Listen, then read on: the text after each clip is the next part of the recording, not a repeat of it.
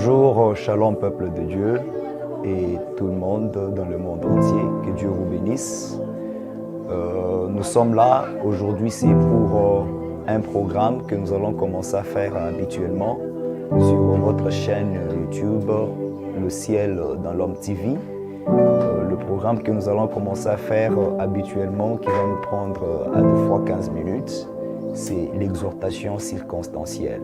Pourquoi l'exhortation circonstancielle? Je sais que nous sommes dans le monde, il y a des événements qui arrivent de temps en temps. Par rapport à ces événements, nous allons commencer à avoir un programme dans lequel nous parlons de ces événements-là. Alors pour le moment, je sais que nous sommes à la fin de l'année et l'événement que nous avons, ce sont les festivités de la fin de l'année. C'est pourquoi aujourd'hui, nous allons parler sur un thème très important, l'attitude à prendre à la fin de l'année. Que Dieu vous bénisse. C'est un programme que vous allez commencer à voir régulièrement et puis nous vous invitons de vous abonner à notre chaîne YouTube, Le Ciel dans l'Homme TV, et vous allez commencer à participer à ce programme. Alors pourquoi l'attitude à avoir à la fin de l'année? Vous savez, peuple de Dieu, tout le bien-aimé qui nous écoute, très chers téléspectateurs, dans le monde que nous vivons, l'homme est soumis au temps. Et comme l'homme est soumis au temps, parmi les unités de temps, il y a une grande unité de temps qui est l'année. Dans les unités de temps, nous avons le tierce, nous avons les secondes, nous avons la minute, nous avons l'heure, nous avons le jour, nous avons la semaine, nous avons le mois et nous avons aussi l'année. Et la plus grande unité de temps, c'est l'année. Alors, dans l'année, nous avons le mois, nous avons les semaines, nous avons le jour, nous avons les minutes, nous avons les heures, nous avons les secondes, nous avons les tierces. Et si vous lisez Psaume chapitre 90, verset 10, vous allez voir que le jour de l'homme sont comptés en termes d'années. Et si nous parlons de l'attitude à avoir à la fin de l'année, c'est parce que le temps de l'homme sur la terre est compté par rapport aux années. Et aujourd'hui, nous nous retrouvons à la fin de l'année. Il y a des événements, il y a des festivités qui se passent. Et il y a l'attitude que nous devons avoir en tant qu'enfants de Dieu et l'attitude que nous devons avoir en tant que deux humains sur la terre qui sont des créatures du Dieu Tout-Puissant. Nous allons lire quelques 2 ou 3 écritures qui vont nous aider à pouvoir décortiquer notre message dans quelques minutes. Je vais vous proposer premièrement Psaume numéro 104, verset 33.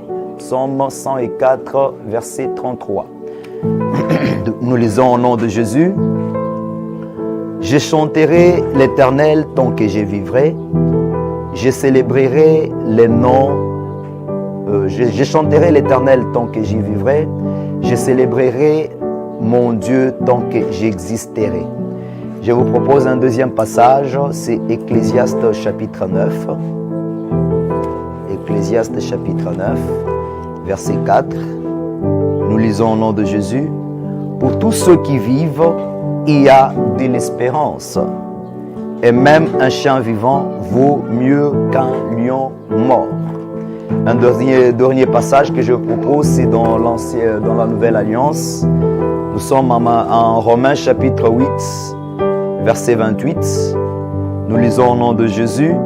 Nous savons du reste que toute chose concourt au bien de ceux qui aiment Dieu, de ceux qui sont appelés selon son plan. Parole du Seigneur. Priez avec moi. Dieu Tout-Puissant, Dieu plein de grâce, Dieu plein de miséricorde, nous voulons exhorter ton peuple en ce moment. Laisse que tu sois le Dieu qui nous utilise puissamment, qui nous inspire et qui nous enseigne dans ces quelques minutes, et que tout un chacun qui nous écoute soit édifié, que ces paroles soient pour son édification, soient pour sa construction, sa consolation, au nom de Jésus-Christ. Amen. Alors, nous avons dit que nous allons parler de l'attitude à avoir à la fin de l'année. L'année a commencé depuis janvier et aujourd'hui nous nous retrouvons au mois de décembre. il y a des fêtes, ça et là, les gens sont embrouillés, il y en a qui montent, qui descendent pour acheter les habits, à manger.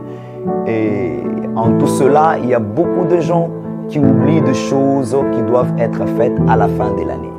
Alors, en tant qu'enfant de Dieu, il y a une attitude qu'on doit avoir à la fin de l'année. Et dans cette attitude, il y a deux choses qui doivent être remarquées.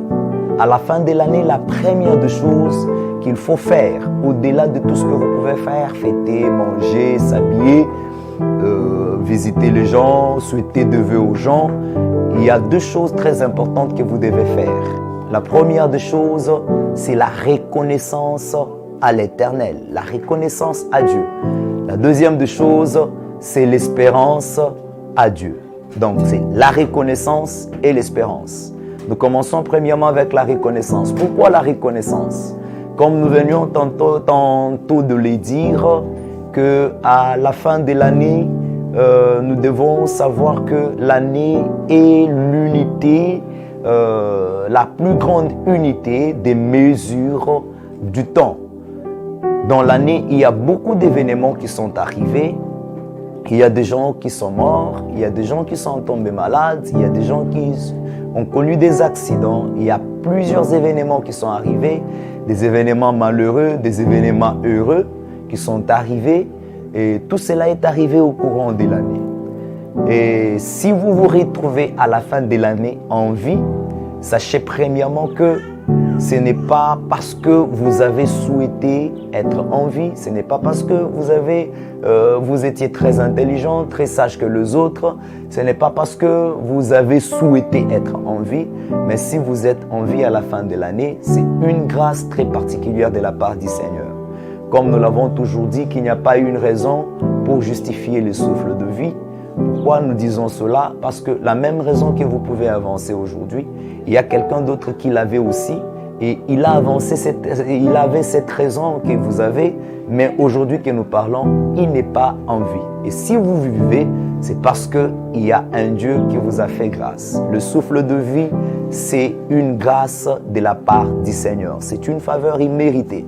Alors, le Dieu qui nous fait cette grâce, le Dieu qui nous fait cette faveur, il mérite notre reconnaissance. Il mérite notre gratitude. Nous devons lui reconnaître que le souffle de vie que nous avons, ce n'est pas le nôtre, mais c'est son souffle de vie. C'est lui qui nous l'a donné. Et pourquoi nous devons le faire seulement à la fin de l'année? Parce que nos jours sont calculés sur terme d'année. Si aujourd'hui je vous demandais vous avez quel âge, vous n'allez pas me dire que vous avez autant de jours sur la terre. Vous n'allez pas me dire que vous avez autant d'heures sur la terre. Mais vous allez me dire par contre, j'ai 20 ans, j'ai 25 ans, j'ai 50 ans, j'ai 70 ans, j'ai 60 ans, j'ai 30 ans. C'est-à-dire, le jour de l'homme sur la terre sont comptés en termes d'années. Et si vous parvenez à dépasser une année, sachez que c'est une grâce de la part du Seigneur et vous devez être reconnaissant à Dieu.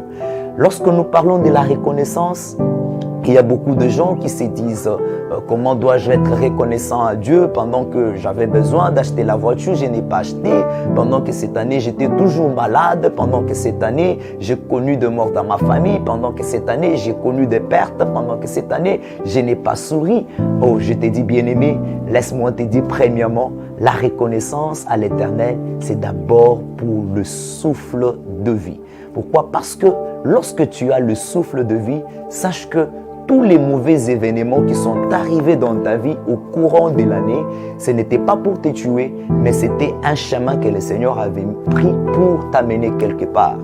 C'est pourquoi Romains chapitre 8, verset 28 nous dit « Toutes choses concourent au bien de ceux qui aiment Dieu, de ceux qu'il a choisis selon son plan. » Si tu te retrouves, tu es en vie, quelles que soient les maladies qui t'étaient arrivées dans cette année, quelles que soient les réalités qui t'étaient arrivées dans cette année, tu te retrouves en vie, sache que tous les malheurs qui te sont arrivés et qui ne t'ont pas tué, c'est un chemin que le Seigneur avait pris pour t'amener à une destinée quelconque. Il y a des malheurs que nous regrettons dans nos vies, alors que nous ne devons pas les regretter si nous savions où ces malheurs pouvaient nous amener. Joseph pouvait regretter dans sa vie parce que ses frères l'avaient haï. Or, si les frères de Joseph n'avaient pas haï Joseph, Joseph ne pouvait pas être jeté dans le puits. Si ses frères ne l'avaient pas jeté dans le puits, Il ne pouvait pas le vendre chez les Madianites. Et s'il ne l'avait pas vendu aux Madianites, il ne pouvait pas être vendu au Potiphar, à Potiphar plutôt. Et s'il ne l'avait pas vendu à Potiphar, la femme de Potiphar ne pouvait pas l'envier, ne pouvait pas le convoiter. Et si la femme de Potiphar ne pouvait pas le convoiter, Joseph ne pouvait pas être jeté dans la prison. Et si Joseph ne pouvait pas être jeté dans la prison, il ne pouvait pas rencontrer les chansons du roi, du pharaon. Et s'il ne pouvait pas rencontrer les chansons des pharaons, il ne pouvait pas entrer chez les pharaons pour devenir premier ministre en Égypte. Il y a des malheurs qui nous arrivent parce que c'est un chemin que le Seigneur a pris pour nous amener à notre destinée et à notre gloire. Ne regrettez jamais pour le malheur qui vous est arrivé et qui ne vous a pas tué. Sachez que c'est un chemin que le Seigneur a pris pour vous amener dans votre destinée, pour vous amener à votre gloire. Alors, comment est-ce que nous pouvons reconnaître l'Éternel? Je voudrais vous dire que la première façon de reconnaître Dieu, la première façon de reconnaître l'Éternel, c'est de croire en lui comme votre Seigneur et Sauveur. Si vous lisez dans le livre de Matthieu, vous verrez qu'il y avait des lépreux, des lépreux qui avaient connu, qui avaient rencontré Jésus dans leur vie. Il y avait 10 lépreux, ils avaient rencontré Jésus. Et quand ils ont rencontré Jésus pour que Jésus puisse les purifier, Jésus leur a dit, allez vous présenter chez les sacrificateurs. Et pendant qu'ils étaient en route, en train d'aller chez les sacrificateurs pour se présenter, ils ont constaté qu'ils étaient déjà guéris et puis ils étaient purifiés de leur lèpre. Et ils étaient en nombre de 10. Un d'eux est retourné vers Jésus pour lui dire merci. Merci parce que tu m'as guéri, tu m'as rendu pire. Et Jésus a dit, où sont les 9 autres? Pourquoi? Parce que je vois seulement ces Samaritains qui est venu. Et vous allez voir que Jésus a dit à ces Samaritains, ta foi t'a sauvé. Les 9 autres, ils ont reçu juste la guérison, mais ils n'ont pas reçu le salut. Mais celui qui est rentré pour reconnaître celui qui lui a donné la guérison, il a reçu en plus de la guérison le salut. La reconnaissance, c'est une façon de croire en Dieu qu'il est celui qui peut vous donner la vie. Si Dieu vous a donné la vie physique, la vie sociale, la vie que vous avez, sachez qu'il est celui qui peut encore vous donner la vie éternelle. Et pour recevoir cette vie éternelle auprès de lui, vous devez croire en lui comme votre Seigneur et Sauveur. Que vous soyez féticheur, que vous soyez magicien, que vous soyez prostitué, que vous soyez païen, votre vie ne dépend pas de vous-même. Votre vie, c'est Dieu qui vous l'a donnée parce qu'il a le pouvoir sur le souffle de vie des chrétiens, même des non-chrétiens, des païens, des musulmans, de tous. Il a le pouvoir sur leur souffle de vie. Si tu es chrétien, tu n'es pas mort, c'est Dieu qui l'a fait. Tu es païen, tu n'es pas mort, c'est Dieu qui t'a fait cette grâce-là. Alors si tu les reconnais, sache bien que par ta reconnaissance, il y aura les saluts qui pourront entrer dans ta vie et tu vas avoir la vie éternelle comme ces lépreux qui n'a pas fait comme les autres 9 lépreux qui sont partis et qui n'ont pas reconnu Jésus. Donc ça, c'est la première chose que nous devons avoir dans notre attitude de la fin de l'année, la reconnaissance à l'Éternel. Si tu reconnais l'Éternel, tu ne pourras pas te livrer à l'ivrognerie le jour des fêtes. Si tu reconnais l'Éternel, tu ne pourras pas te livrer aux histoires bizarres de ce monde. Dans la reconnaissance, il y a la célébration, il y a la louange, il y a le chant, il y a même les offrandes d'action de grâce. Reconnaissons l'Éternel qui nous a donné le souffle de vie pendant toute cette année. La deuxième des choses dans l'attitude que nous devons avoir à la fin de l'année, c'est l'espérance. Alléluia, ça j'aime tellement. Pourquoi l'espérance? La Bible nous dit en Ecclésiaste chapitre 9, verset 4, que pour ceux qui vivent, il y a encore de l'espérance. Un chien vivant vaut mieux qu'un lion qui est mort. Alléluia. Bien-aimé, sache une chose, c'est que plusieurs personnes sont mortes dans cette année. Et si toi, tu n'es pas mort et que tu es en vie, il y a quelque chose pour laquelle Dieu t'a encore réservé en vie. Il y a une mission, il y a une gloire pour laquelle Dieu t'a laissé être en vie. Et cette gloire, j'espère qu'elle va s'éclater dans ta vie, dans cette année qui commence. La Bible dit, il y a de l'espérance pour tous ceux qui vivent. Tant que tu vis encore, ne désespère pas. Tu as échoué hier, tu as essayé encore, tu as échoué. Tu as tenté tout, ça n'a pas marché. Tu as parcouru plusieurs hôpitaux, tu n'as pas trouvé la guérison. Mais comme tu n'es pas mort, il y a de l'espérance, il y a de l'espoir que tu vives ce que tu n'as pas reçu hier. Écoute ceci, je voudrais te dire une chose très importante. Malgré tu n'as pas eu tout ce que tu avais besoin, tu n'as pas eu ce que tu cherchais, tu avais besoin du mariage en cette année qui vient de terminer, tu ne l'as pas eu, mais du moins tu as envie. Comme tu as envie, c'est possible que tu te maries l'année prochaine. Tu avais des projets qui ne se sont pas accomplis l'année passée. Comme tu as envie, il y a possibilité que ces projets s'accomplissent l'année prochaine. Tout ce que tu avais à faire l'année passée, qui ne s'est pas réalisé, comme tu as envie, sache qu'il y a de l'espérance que cela s'accomplisse dans ta vie. Pourquoi? Parce qu'un chat vivant vaut mieux qu'un lion mort. Le lion est fort, mais quand il est déjà mort, c'est déjà fini, sa force est enterrée. Mais un chien qui est vivant, il peut réaliser des plus grandes choses que le lion qui est mort. Pourquoi? Parce que celui qui est vivant, il a encore la force, il a la vigueur, il peut réaliser des grandes choses. Ne perds pas l'espoir, ne perds pas l'espérance. Aie l'espérance que le Seigneur se glorifiera dans ta vie, dans cette année qui va commencer, parce qu'il t'a laissé en vie. Que Dieu vous bénisse. Ce sont les quelques paroles que nous étions venus pour vous donner et vous exhorter avec à la fin de cette année pour la gloire du Seigneur. Abonnez-vous à notre chaîne YouTube, Les Ciels dans l'Homme TV, et cliquez sur la cloche des notifications afin que vous ne puissiez pas manquer nos programmes. Nous avons plusieurs programmes, 30 secondes d'édification. Il y a aussi l'émission Les Ciels dans l'Homme. Il y a aussi nos prédications que nous mettons là de temps en temps pour la gloire du Seigneur. Que Dieu vous bénisse. À la prochaine, je vous présente mes vœux le meilleur aux parents, aux enfants, aux amis, aux chrétiens, aux non-chrétiens. Que Dieu vous fasse du bien. Recevez la longévité, les bonheurs, la prospérité et toutes les meilleures choses du monde au nom de Jésus-Christ. Amen. Prions le Seigneur. Jésus, merci pour tout. Merci pour cette exhortation. J'ai prié pour tout celui qui nous a écoutés, tout celui qui nous écoutera, toutes celles-là qui nous a écoutés et toutes celles-là qui nous écoutera, partout où il peut se trouver dans le monde. Laisse Seigneur que tu puisses te glorifier dans leur vie. Je les abandonne entre tes saintes mains. Stabilité, leur bonheur et surtout encore pour une vie d'intimité profonde avec toi. Au nom de Jésus-Christ, j'anéantis tout ce qui n'est pas de Dieu dans leur vie et que les voies de bonheur s'ouvrent devant eux. Nous avons ainsi prié au nom de Jésus. Amen.